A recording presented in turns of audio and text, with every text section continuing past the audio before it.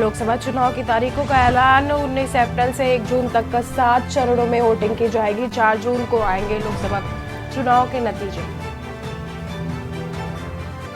एक ही चरण में होगा उत्तराखंड में लोकसभा चुनाव। लोकसभा की 5 सीटों पर 19 अप्रैल को वोटिंग। सीएम धामी ने ट्वीट कर बीजेपी की जीत की हुंकार भरी। प्रदेश के दिव्यांग मतदाताओं के लिए सक्षम ऐप चुनाव बनेगा मददगार। स्टेट स्क्रीनिंग कमेटी की बैठक में परखी गई तैयारियां। देहरादून लखनऊ के बीच 26 मार्च से चलेगी वंदे भारत। रेलवे ने संचालन की तिथि की घोषित। पीएम मोदी ने वर्चुअल माध्यम से दिखाई थी हरी झंडी। दिल्ली से पिथौरागढ़ के लिए फ्लाइट की शुरुआत। अप्रैल महीने से नियमित रूप से शुरू होगी हवाई सेवा। 7,000 किराया देकर 1 घंटे में पहुंचेंगे दिल्ली।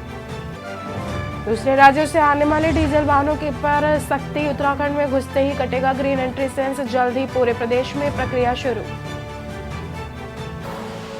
आप देख रहे हैं के न्यूज, खबरों का सारथी।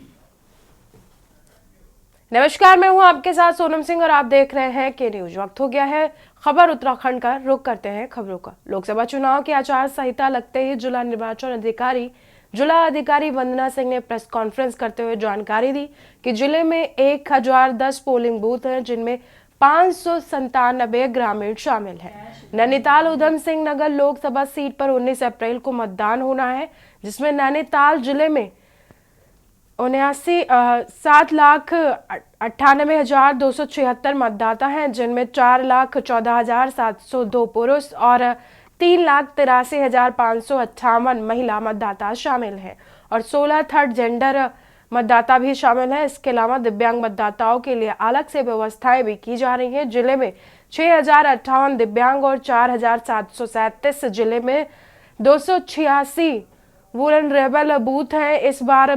12,957 नए मतदाता मतदान करेंगे। प्रशासन लोगों से अपील करी है कि आपको बता दें, अधिक से अधिक संख्या में मतदान करने के लिए मतदाता पोलिंग बूथ पर पहुंचे। इलेक्शन कमीशन के द्वारा प्रेस कॉन्फ्रेंस करके अभी घोषणा करी गई है चुनाव की, उसका हम लोग यहाँ से जो तैयारियां चल रही हैं जनपद स्तर पर, उसके लिए आज राजनीतिक दलों के साथ भी बैठक रखी गई है और साथ में जो इलेक्शन का जो शेड्यूल जारी हुआ है उसके अनुसार सभी जो हमारे अधिकारी इलेक्शन ड्यूटी में इन्वॉल्व हैं उनके लिए जितनी भी व्यवस्थाएं कराई जानी होती हैं, मैन पावर, मटीरियल और अन्य प्रकार की, वो सभी करा ली गई हैं। ट्रेनिंग्स लगातार चल रही हैं। जो पोलिंग पार्टीज़ हैं उनका गठन प्रथम रैंडमाइजेशन के बाद जो संख्या फ्रीज करी जानी होती है, जिन लोगों की ड्यूटी लगेगी इसमें। खबर उत्तराखंड से है, जहां पर देश में आम चुनाव की तारीखों का आज ऐलान हो चुका है। आपको बता दें कि वहीं उत्तराखंड की 5 सीटों पर होने वाले चुनाव की तारीखें भी अब सामने आ गई हैं। उत्तराखंड में पहले चरण के दौरान चुनाव होंगे। पहले चरण के दौरान 20 मार्च को नोटिफिकेशन जारी होगा। इसके बाद 27 मार्च तक नामांकन किया जाएगा। आपको बता दें कि पहले चरण के दौरान 28 मार्च को नामांकन पत्रों की जांच होगी। इसके बाद 30 मार्च तक नामांकन वापस लिए जा सकेंगे, जबकि पहले चरण के लिए 19 अप्रैल को वोटिंग होगी। उत्तराखंड में भारतीय जनता पार्टी और कांग्रेस के बीच सीधी टक्कर देखने को मिल रही है। ऐसे में चुनाव बेहद दिलचस्प होगा। वहीं चुनाव की तारीखों के ऐलान पर सीएम धामी ने एक्स पर बीजेपी की जीत की हुंकार भरी है।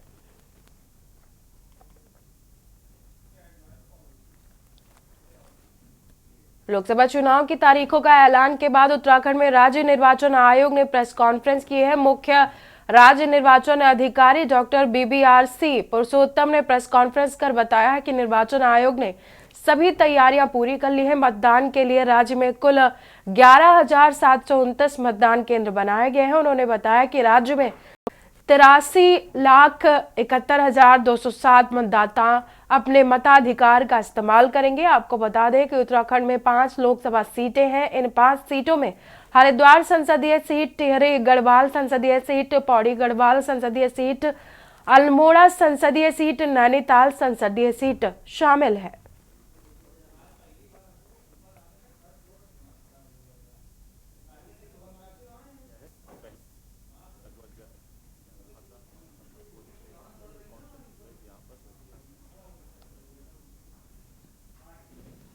तो कुल पोलिंग स्टेशन कॉन्स्टिट्यूंसी वाइज यहाँ पर दिया गया है, जैसे पहले हमने बता दिया है, लगभग 11,000 हमारे पास पोलिंग स्टेशन से ये कॉन्स्टिट्यूंसी वाइज यहाँ पर दिया गया है। Next slide please. So assured minimum facility से हमारा जो पोलिंग स्टेशन में जो सरकार को जो देना है, सो दिव्यांगजन वहाँ पर जाके वोट कर सके। और इस बार ये है कि वृद्ध वोटर्स के लिए कोई क्यू का कोई ये नहीं है, कहाँ पर भी बिना किसी क्यू फॉलो करके जाके वोट डाला जा सकता है। जहाँ जहाँ पर जो जो कमी है ये सब हमारे पास अभी आने वाली 1 महीने समय है, उसको हम पूरा कर लेंगे। लोकसभा चुनाव 2024 के निर्वाचन को सफल बनाने के लिए प्रशासन ने कमर कस ली है। डोईवाला के निर्वाचन अधिकारी उप जिलाधिकारी अपर्णा डोडियाल ने आज तहसील के सभागार में उड़न दस्ते में लगे अधिकारियों और बीएलओ के साथ बैठक की है और लोकसभा चुनाव निर्वाचन के सभी कार्यों के बेहद सावधानी के साथ पूरा करने के दिशा निर्देश भी दिए हैं।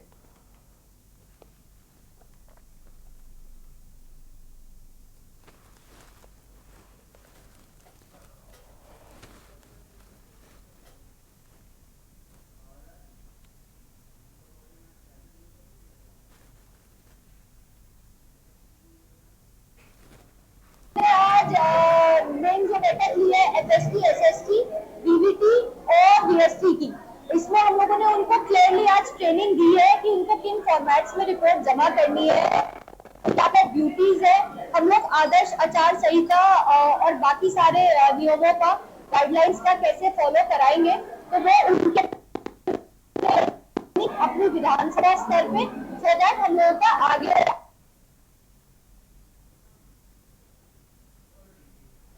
ऋषिकेश में विधानसभा और लोकसभा चुनाव को लेकर चुनाव कार्यालय के कैबिनेट मंत्री और चुनाव संयोजक प्रेमचंद अग्रवाल ने शुभारंभ किया है और कार्यकर्ताओं से अपील की कि बीजेपी की योजनाओं और कार्यों को लेकर जनता के द्वार पर पहुंचे और प्रदेश में सबसे ज्यादा वोट मार्जिन से ऋषिकेश से त्रिवेंद्र सिंह रावत को विजयी बनाए।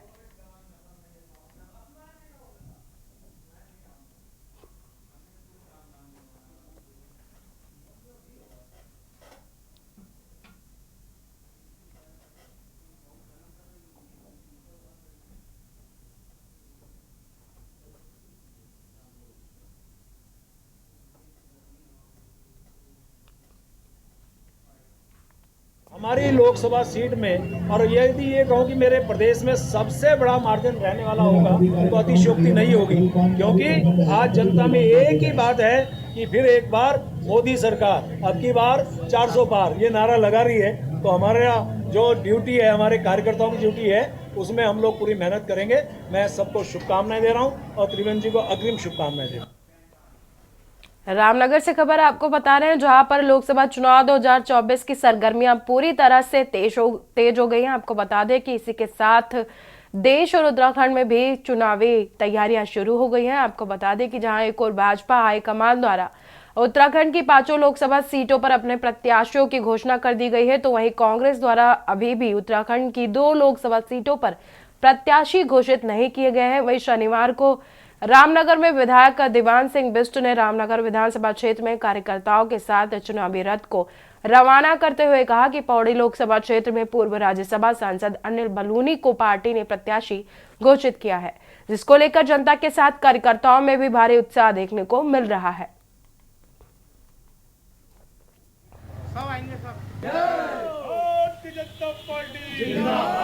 लोकसभा के चुनाव शुरू हो चुके हैं, आज शायद घोषणा भी हो जाएगी।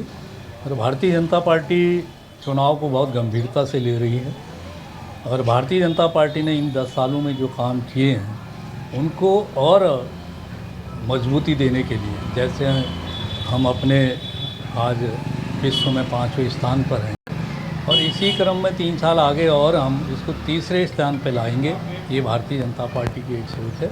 तो इसके लिए भारतीय जनता पार्टी ने शुरू से ही देश में लोकसभा चुनाव का बिगुल बज चुका है। चुनाव आयोग ने तारीखों का ऐलान कर दिया है, तो वहीं 2024 की लड़ाई काफी दिलचस्प नजर आ रही है। वहीं देवभूमि उत्तराखंड की 5 लोकसभा सीटों को जीतने के लिए भाजपा और कांग्रेस आमने सामने है और टक्कर देखने को मिल रही है। भाजपा ने एक ओर जहां 5 सीटों पर प्रत्याशियों को मैदान में उतारा है, तो वहीं दूसरी ओर कांग्रेस ने अभी तक सिर्फ 3 सीटों पर अपने टिकट को फाइनल किया है और 2 सीटों पर अभी भी पेच फंसा हुआ है। देखें खास रिपोर्ट। देवभूमि उत्तराखंड में लोकसभा चुनाव को जीतने के लिए सभी राजनीतिक दलों की ओर से तैयारियां शुरू कर दी गई हैं। राज्य की 5 लोकसभा सीटों में भाजपा कांग्रेस में सीधा मुकाबला देखा जा रहा है। हालांकि भाजपा तैयारियों के लिहाज से अपने विरोधी दलों से काफी आगे निकल चुकी है। इसी के तहत भाजपा ने 5 लोकसभा सीटों पर प्रत्याशियों के ऐलान के साथ ही चुनाव प्रचार अभियान को धार देना शुरू कर दिया है। इसके साथ ही भाजपा ने उत्तराखंड की सभी सीटों को 5 लाख वोटों के अंतर से जीतने का लक्ष्य भी रखा है। भाजपा ने प्रत्याशियों की घोषणा के बाद जोर शोर से प्रचार शुरू कर दिया है, तो वहीं पार्टी ने बैनर, पोस्टर, होर्डिंग वॉर की तैयारी भी शुरू कर दी। हालांकि कांग्रेस का दावा है कि भाजपा को इस तैयारी का कोई भी लाभ नहीं मिलेगा, क्योंकि जनता इस बार चुनाव में भाजपा को सबक सिखाने के लिए तैयार है। फीडबैक बहुत अच्छा है। हमारे कार्यकर्ता पूरी तरह बूथ स्तर पर लगे हैं। हर एक के सामने अपना बूथ है। हमारी पार्टी का मानना है कि बूथ जीता चुनाव जीता। उसको लेकर बूथ स्तर पर प्लानिंग है और बूथ स्तर पर कार्यकर्ता एक्टिव होकर के काम कर रहे हैं। उनको और अधिक मोटिवेट करने के लिए सभी बड़े नेता प्रवास करेंगे। जनता पार्टी को इस बात का जवाब देना पड़ेगा कि उत्तराखंड की जनता या विपक्ष ने त्रिवेंद्र रावत पर फेल की मोहर नहीं लगाई थी। फेल की मोहर त्रिवेंद्र रावत पर भारतीय जनता पार्टी के हाईकमान ने लगाई जब उनको मुख्यमंत्री पद से 4 साल में ही पदमुक्त कर दिया। आज वो फेल मुख्यमंत्री था, तो अब एक सफल सांसद कैसे साबित हो सकते हैं? क्यों उत्तराखंड की जनता पर आप ऐसे निकम्मे लोगों को थोप रहे हैं? आपको बता दें कि उत्तराखंड की 5 लोकसभा सीटों पर भाजपा जहां प्रत्याशियों की घोषणा कर चुकी है, तो वहीं कांग्रेस में हरिद्वार व नैनीताल पर सस्पेंस खत्म होने का नाम नहीं ले रहा है। इसी बीच प्रमुख दावेदारों ने अंतिम समय में जोर लगाने को दिल्ली में डेरा डाल दिया है। सूत्रों से मिली जानकारी के मुताबिक हरिद्वार सीट से टिकट अब हरीश रावत व करण महारा के बीच फंसा हुआ है। एक तरफ पूर्व सीएम तो दूसरी तरफ प्रदेश अध्यक्ष के होने से कांग्रेस के लिए फैसला चुनौतीपूर्ण माना जा रहा है। वहीं नैनीताल सीट से यशपाल आर्य, भुवन कपाड़ी, रंजीत सिंह रावत, प्रकाश जोशी व महेंद्र पाल जैसे दावेदार होने में समय लग रहा है। कि हालत आज ये हो गई कि उनको प्रत्याशी मिल नहीं रहे और जो प्रत्याशी को कांग्रेस कह रही है वो लड़ना नहीं चाहते। तो हालात ये हैं कि एक तो प्रत्याशी मिल नहीं रहे हैं और जिनको कांग्रेस कह रही है वो लड़ना नहीं चाहते। आज कांग्रेस केवल रस्म अदायगी के लिए चुनाव लड़ रही है, क्योंकि कांग्रेस को पता है कि पूरे देश के अंदर आज माहौल क्या है और उत्तराखंड के अंदर माहौल क्या है। दिल्ली में स्क्रीनिंग कमेटी की और सीईसी की एक बैठक हो चुकी है। उसमें जो हमारे कैंडिडेट्स हैं उनके नामों पे चर्चा हुई है और जो 2 कैंडिडेट हमारे रह गए हैं, निश्चित तौर पर अभी एक सीईसी की बैठक और होनी है। उसमें जो भी हमारा जिताऊ कैंडिडेट होगा, जो मजबूत कैंडिडेट होगा, उसको हम चुनाव में उतारेंगे और निश्चित तौर पर उत्तराखंड की 5 लोकसभा सीट इस बार कांग्रेस जीतने जा रही है। कुल मिलाकर चुनाव के लिए समय बेहद कम है। यही वजह है कि राज्य में राजनीतिक सरगर्मियां तेज हो गई हैं। एक तरफ जहां भाजपा अपने विरोधी दलों से चुनावी तैयारियों के लिहाज से काफी आगे है, तो दूसरी ओर कांग्रेस समेत तमाम विपक्षी दल अभी तक प्रत्याशियों पर ही मंथन कर रहे हैं। ऐसे में सवाल ये है कि आखिर कैसे, कब प्रत्याशियों का ऐलान करेगी कांग्रेस और कब प्रत्याशी चुनावी मैदान में तैयारियां शुरू करेंगे। के न्यूज के लिए उत्तराखंड डेस्क रिपोर्ट। खबर लक्सर से है, जहां पर हरिद्वार लोकसभा सीट पर भाजपा के प्रत्याशी की घोषणा होते ही पार्टी कार्यकर्ता चुनाव प्रचार में तेज गति से जुट गए हैं। इसी क्रम में आज पार्टी नेताओं ने लक्सर में पार्टी प्रत्याशी त्रिवेंद्र सिंह रावत के चुनावी कार्यालय को खोल दिया है। विधानसभा प्रभारी राजीव शर्मा व पूर्व जिलाध्यक्ष डॉक्टर जयपाल चौहान ने पदाधिकारी के साथ लक्सर के शिव चौक के निकट एक भवन में फीता काटकर कार्यालय का उद्घाटन किया। सबसे पहले विधिवत हवन पूजन किया गया। इस मौके पर विधानसभा प्रभारी राजीव शर्मा ने कहा कि देश का नाम दुनिया में चमकाने वाले यशस्वी प्रधानमंत्री नरेंद्र मोदी तीसरी बार प्रधानमंत्री बनने जा रहे हैं। देश की जनता का पूरा रुझान लोकसभा चुनाव में भाजपा की तरफ है।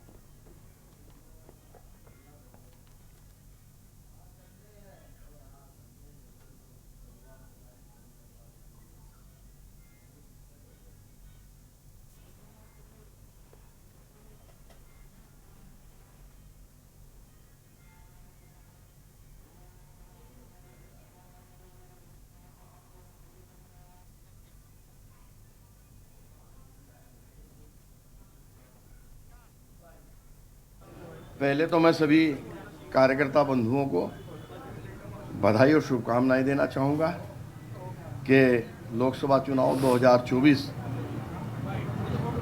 उसका कार्यालय का श्री गणेश विधानसभा लक्षर का आज हमारे प्रभारी इस विधानसभा के भाई राजीव शर्मा जी के नेतृत्व में हुआ है और सभी कार्यकर्ता इस चुनाव को मिलकर के लड़ रहे हैं और देश के यशस्वी प्रधानमंत्री नरेंद्र मोदी जी का जो मिशन है कि भारतीय जनता पार्टी 370 और एनडीए 400 पार। पार्टी के संगठन की तरफ से बहुत सारे कार्यक्रम चुनाव को लेकर आए हैं और उसमें चुनाव कार्यालय का जो विधानसभा स्तर सभी विधानसभाओं में होना था वो भी एक मुख्य कार्यक्रम था, वो आज हमारा संपन्न हुआ। हमारे प्रत्याशी की घोषणा भी हो चुकी है। लोगों में बहुत ही ज़्यादा उत्साह है। प्रधानमंत्री नरेंद्र मोदी जी तीसरी बार शपथ लें, पिछली बार से ज़्यादा प्रचंड बहुमत उनको मिले, इसके लिए क्या कार्यकर्ता के मन में उत्साह उमंग है।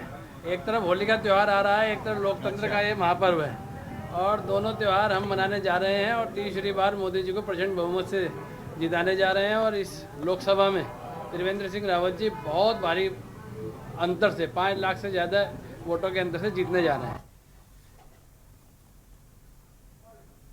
खबर देहरादून से है, जहां पर सैनिक कल्याण मंत्री गणेश जोशी ने देश के प्रथम सीडीएस स्वर्गीय जनरल बिपिन रावत की जयंती के अवसर पर कनक चौक स्थित जनरल बिपिन रावत पार्क में उनकी प्रतिमा पर पुष्प चक्र अर्पित कर उन्हें भावपूर्ण श्रद्धांजलि दी है। इस अवसर पर मंत्री गणेश जोशी ने जनरल बिपिन रावत के योगदान को याद किया। वहीं मंत्री गणेश जोशी ने कहा कि जनरल बिपिन रावत पार्क के सौंदर्यीकरण समेत अन्य कार्यों को पूरा करने के लिए जल्द ही एक कमेटी का गठन किया जाएगा।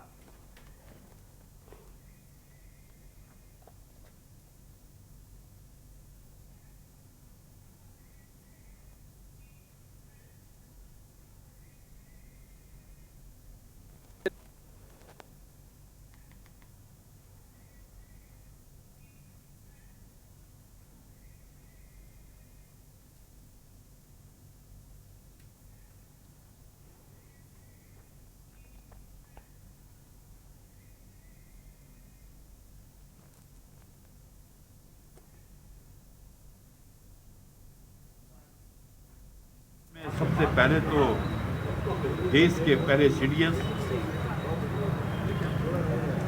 जनरल बिपिन रावत को नमन करता हूं, प्रणाम करता हूं। आज ही के दिन उनका जन्म हुआ था। उनके पिताजी भी लेफ्टिनेंट लक्ष्मण सिंह रावत भी लेफ्टिनेंट जनरल थे और 8 दिसंबर 21 को एक हेलीकॉप्टर दुर्घटना में अचानक हमें छोड़कर चले गए। उन्होंने उत्तराखंड के लिए जो काम किए हैं, मुझे याद है जब मैं विधायक था, मैं उनके पास गया। हमारे उत्तराखंड के लोगों की हाइट कम होती है।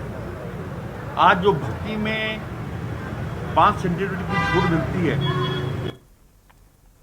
खबर रुड़की से है, जहां पर 84 जबरदस्तपुर गांव में बिल वसूली करने पहुंचे। आपको बता दें कि ऊर्जा निगम की टीम पर दर्जनों ग्रामीणों ने लाठी डंडों से जोरदार हमला बोला, जिसमें ऊर्जा निगम का जे संदीप कुमार और मीटर रीडर कृष्णपाल घायल हुए हैं। सूचना मिलते ही मौके पर पहुंचे ऊर्जा निगम के अधिकारी और दोनों कर्मचारियों को लेकर सिविल लाइन कोतवाली पहुंचे, जहां पर उन्होंने आरोपियों के खिलाफ पुलिस में तहरीर दी है। पुलिस पूरे मामले की जांच में जुटी है। आपको बता दें कि मार्च महीने में ऊर्जा निगम का बिल वसूली अभियान चलाया जा रहा था। आज ऊर्जा निगम की टीम में शामिल संदीप कुमार, मीटर रीडर कृष्णपाल 84 जबरदस्तपुर गांव में पहुंचे हुए थे, जहां पर उनके ऊपर ये हमला किया गया।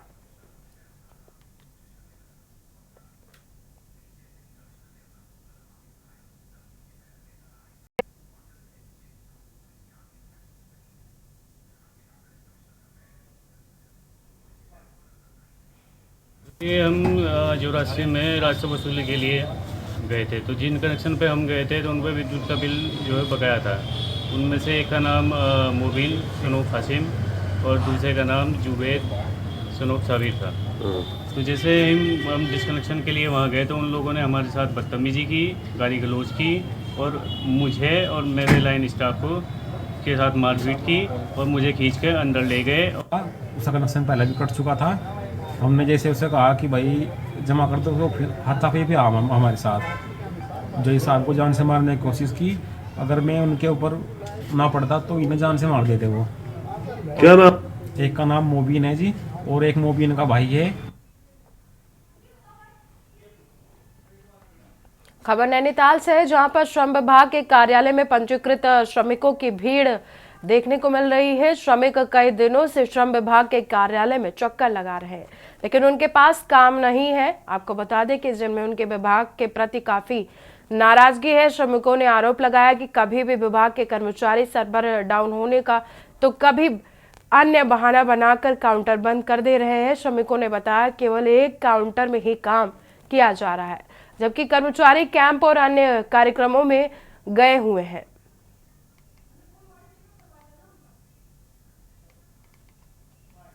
सर हम यहाँ से कम आधे महीने से आ रहे हैं। हमारे आज 500 चक्कर है। हम यहाँ छात्र संघ वहाँ पर करने के लिए आए हैं, तो कभी कह रहे हैं आज होगा, कभी कह रहे हैं कल होगा, क्योंकि हमारी बात नहीं है। आज लास्ट डेट है, तो आज भी हमारे लिए की खिड़कियाँ बंद कर दी गई। कह रहे उन्हीं का होगा जिनको कल कूपन मिला है। तो हम इसलिए परेशान हो रहे हैं। हम ये कह रहे हैं कि जो लोग यहाँ पर कर्मचारी सरकारी हैं वो इस सामान का लाभ ले रहे हैं, जो गरीब महिलाएं हैं उनको नहीं पहुँच रहे हैं। सर हम 4-5 दिन से आ गए लगातार यहाँ पर को, तो कोई सुनवाई नहीं हो रही। कोई बंद वाला कागज नहीं बता रहे, यहाँ पर कोई नोट नहीं लिखा है। यहाँ पर को हम परेशान हो गए। सुबह 4 बजे से बैठे यहाँ पर को सर, हम कोई सूचना ही नहीं दे रहे हैं लोग। अब क्या किया जाए? अभी नहीं आए हैं सर, कोई नहीं आया है अभी। कहाँ से आप आए हो? फतेहपुर गुजराड़ा से आए हैं हम, फतेहपुर से। किन किन दिक्कतों का सामना करना पड़ा है यहाँ पर? सर हमको तो आना जाना बहुत परेशानी हो रही है, बहुत हमको दिक्कतें हो रही है यहाँ पर को। ये अधिकारियों के द्वारा कोई भी बात सुनी नहीं जा रही है, और इनके द्वारा जो भी हमारे पास यहाँ पर जो लगाया जा रहा है कि आज लेबर कोड बंद है करके, कोई ऐसा कुछ नहीं। और जिनको टोकन दिया तो वो 11 बजे बाहर लिस्ट लगा रहे हैं, और जो बाहर लिस्ट लगा रहे हैं तो वो भी 11 बजे लगा रहे हैं। उससे पहले अगले दिन ही लिस्ट लगा देते भाई जिनको टोकन दिया है उन्हीं लोगों को यहाँ पर बुलाया जाए। नगर से आए हैं सर, यह रोज दिक्कत ही हो रही है आते हुए। 4-5 दिन हमें आते हुए हो गए। सभी लोग अब रोजे भी चल रहे हैं, रमजानों में भी परेशान हो रहे हैं। यहाँ पे आते हैं, लेन लगाओ, लेन से भी हटा देते हैं। क्या अब इतने जनों को टोकन दे रहे हैं, इतने जनों का नंबर आएगा, ये रेनू होगा, उसका कार्ड नहीं है, उसका बंद है, कुछ नहीं है। हम लोग कल से ही इन लोगों को समझा रहे हैं।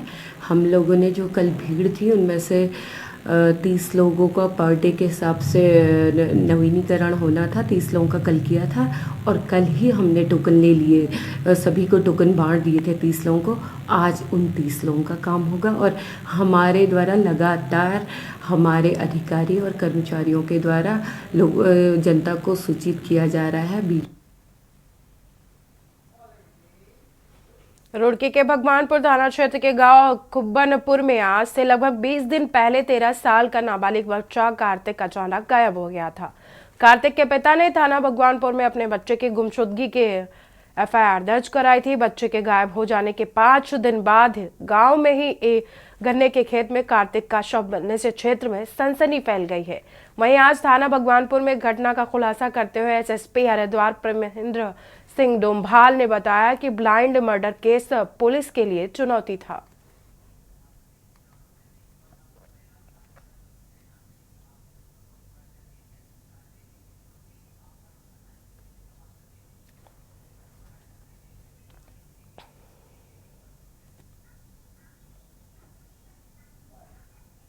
ग्राम कुब्बनपुर में भगवानपुर थाने में 23 फरवरी को एक बच्चा जिसकी उम्र करीब 13 साल थी, कार्तिक नाम का, ये गुमशुदा हुआ था। इसकी सूचना पुलिस को मिली थी। क्योंकि बच्चा नाबालिग था, इसलिए पुलिस ने इस पर बहुत गहनता से, गंभीरता से इस प्रकरण को लेते हुए लगातार उसकी तलाश की गई। 25 तारीख के आसपास इसकी बॉडी हमें गन्ने के खेत में मिली थी, और प्रथम दृष्टया हत्या का ये मामला पुलिस को लग रहा था। पुलिस ने इसको पूरे संजीदगी से लेते हुए हमारे एसओ इंस्पेक्टर भगवानपुर, सीओ हमारे मंगलौर और एसपी देहात ने अलग अलग टीमों का इसमें गठन करके लगातार इसमें हम लोग प्रयास कर रहे थे। रामनगर विश्व परिषद कॉर्बेट टाइगर रिजर्व में 2016 के बाद से नहीं दिखा है वाइल्ड डॉग। आपको बता दें कि 2016 में कॉर्बेट पार्क में लगते क्षेत्र में देखा था एक पर्यटक को लकड़बग्घा। बता दें आपको, विश्व प्रसिद्ध जिम कॉर्बेट नेशनल पार्क में 2016 के बाद लकड़बग्घे की प्रेजेंस पार्क में नहीं हो पाई है। ऐसे में माना जा रहा है कि कॉर्बेट पार्क में लगते ही तराई क्षेत्रों में दिखाई देती है।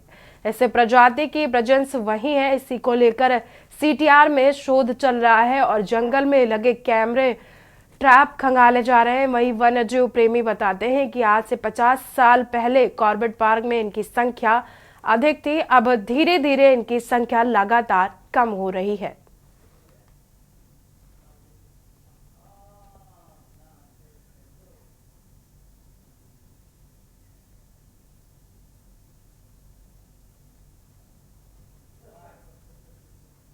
का जो प्रेजेंस है वो ज़्यादातर हमारे तराई एरिया जैसे कि पीलीभीत टाइगर रिजर्व हो गया या दुधवा टाइगर रिजर्व में काफ़ी बार उसका साइटिंग हो रखा है और रिसेंटली भी उसका साइटिंग हो रखा है, लेकिन यहाँ कॉर्बेट टाइगर रिजर्व में उसका साइटिंग बहुत ही कम पाया जाता है। 2016 में भी जब एक एविडेंस बताया गया था, लेकिन वो डिपार्टमेंटली नहीं बताया गया था, वो तो कोई टूरिस्ट के एविडेंस से बता रहे थे, लेकिन इसका इतना प्रेजेंस यहाँ पे हमारे कॉर्बेट टाइगर रिजर्व क्षेत्र में नहीं है।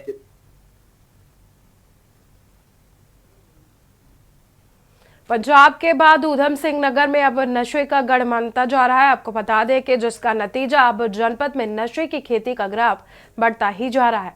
जहां जनपद की पुलिस को एक बार फिर नशे के खिलाफ बड़ी कार्रवाई के बाद सफलता हाथ लगी है। पुलिस ने दिनेशपुर क्षेत्र में एक खेत में अवैध अफीम की खेती पकड़ी है, जहां पुलिस ने अफीम में भारी मात्रा में पौधे बरामद किए गए हैं, जिसका वजन तकरीबन 73 किलोग्राम बताया जा रहा है। फिलहाल आरोपी पुलिस की पकड़ से बाहर है और पुलिस ने मुकदमा दर्ज कर लिया है, जबकि जिले में ये एक सप्ताह के अंदर दूसरी बार अफीम की खेती पकड़ी गई है। फिलहाल इस बुलेटिन में इतना ही। देखते रहिए के न्यूज। आप देख रहे हैं के न्यूज, खबरों का सारथी।